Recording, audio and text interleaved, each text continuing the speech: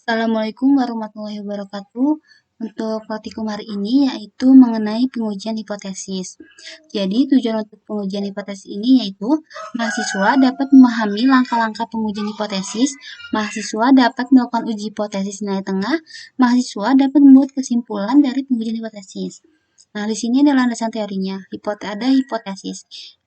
Hipotesis yaitu pernyataan yang didefinisikan dengan baik mengenai karakteristik populasi. Jadi, hipotesis ini adalah uh, pernyataan yang didefinisikan dengan baik mengenai karakteristik populasi. Jadi nanti sesuai dengan soalnya. Kemudian di sini ada dua macam hipotesis, yaitu hipotesis nol atau H0, yaitu hipotesis yang dirumuskan dengan harapan ditolak. Kemudian hipotesis alternatif atau H1, yaitu hipotesis yang sebetulnya ingin diterima. Jadi kalau untuk hipotesis nol ini sifatnya adalah tetap, jadi akan selalu sama nilainya walaupun soalnya berbeda. Tapi kalau untuk hipotesis H1 ini, itu nanti disesuaikan dengan soalnya, dengan kasus-kasusnya. Nah, kemudian di sini ada dua kemungkinan keputusannya, itu menolak H0 dan menyimpulkan bahwa H1 benar, menerima H0 dan menyimpulkan bahwa H1 salah. Jadi kalau misalkan nanti hasil dari keputusannya adalah menolak H0, artinya kita akan menerima H1. Jadi kesimpulan yang diambil itu adalah kesimpulan yang H1. Tapi jika dia hasilnya adalah menerima H0, berarti kesimpulannya yaitu kesimpulan hipotesis H0, seperti itu ya. Jadi kita anggap bahwa H1 adalah salah. Kemudian di sini ada dua kemungkinan kesalahan pada uji hipotesis, yaitu menolak H0 padahal H0 benar atau salah jenis 1 atau alfa. Kemudian yang kedua adalah menerima H0 padahal H0 salah atau salah jenis 2 atau beta.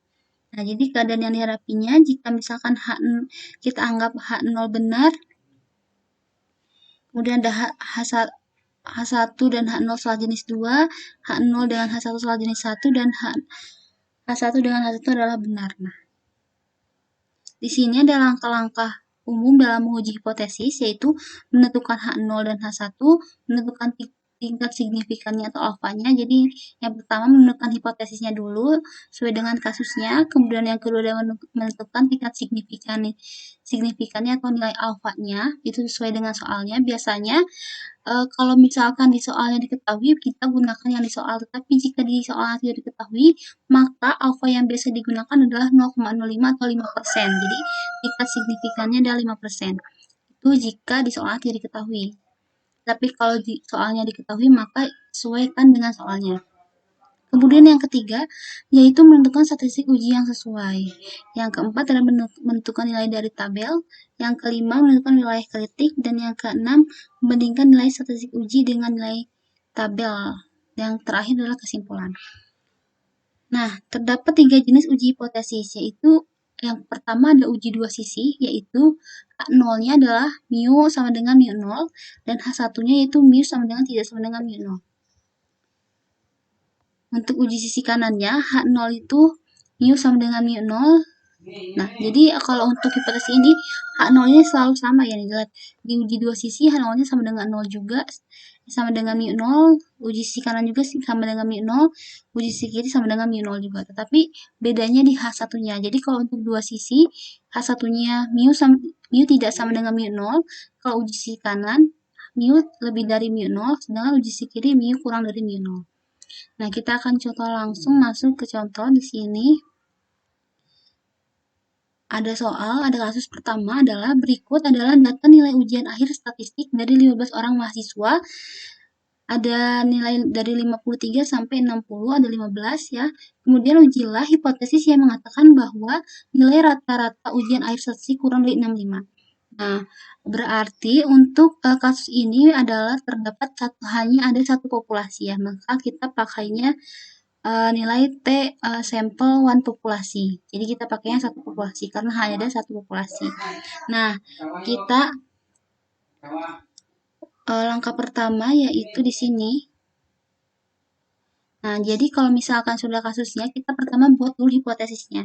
Berarti ini kan uji statistiknya. Yang ditanya adalah ujilah hipotesis yang mengatakan bahwa rata-rata nilai ujian akhir statistik kurang dari 65.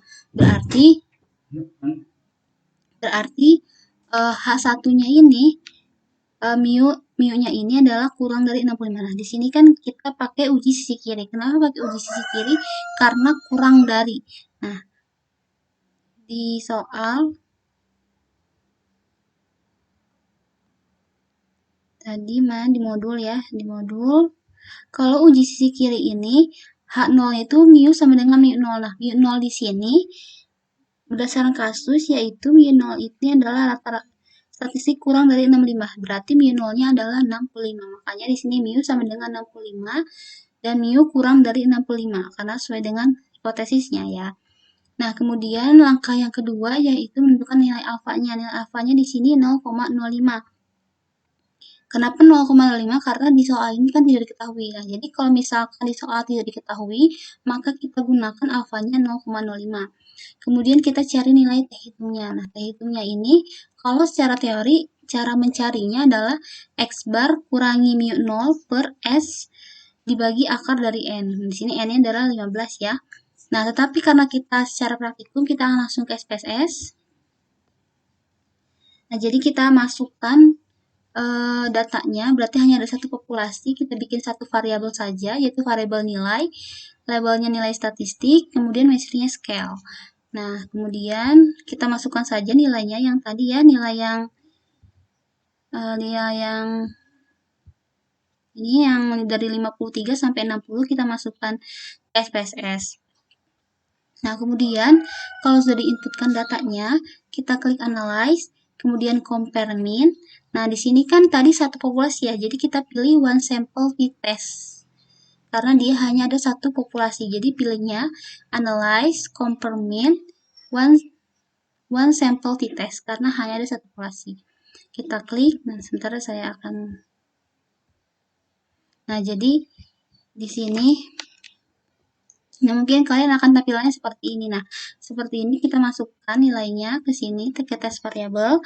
Kemudian test value di sini kita isi dengan mu 0-nya. Tadi mu 0-nya sama dengan 65. Kami 65. Kemudian kita klik option. Nah, di sini tadi kita gunakan alpha 0,5. Artinya confidence interval persentasinya adalah 95%. Jadi 1 dikurangi 0,05 sama dengan 95 ya, 95%. Kita klik continue, kemudian klik OK. Sekarang kita lihat outputnya. Nah, jadi di sini outputnya hanya ada dua ya. Nah, di sini ada output yang pertama, yaitu kita dapat lihat N-nya ada 15, rata-ratanya 63,33, standar deviasinya 14,211, dan standar errornya 3,669. Nah, di sini adalah yang kedua, output yang kedua kita dapat lihat nilai T-nya, T sampelnya 0,454. Di sini ada, jangan lupa karena ada titik berarti di depannya ada 0. Jadi minus 0,454. Kemudian adalah nilai derajat bebasnya adalah 14. Kemudian ada signifikan, nilai signifikannya 0,657 ya, karena di sini ada titik jadi 0,657. Kemudian ada nilai mean difference-nya. Kemudian ada nilai intervalnya. Nah, setelah kita menghasilkan nilai T sampel ini, berarti kita didapat nilai T hitungnya minus 0,454. Nah, kemudian selanjutnya yaitu menentukan wilayah kritik. Untuk wilayah kritik ini,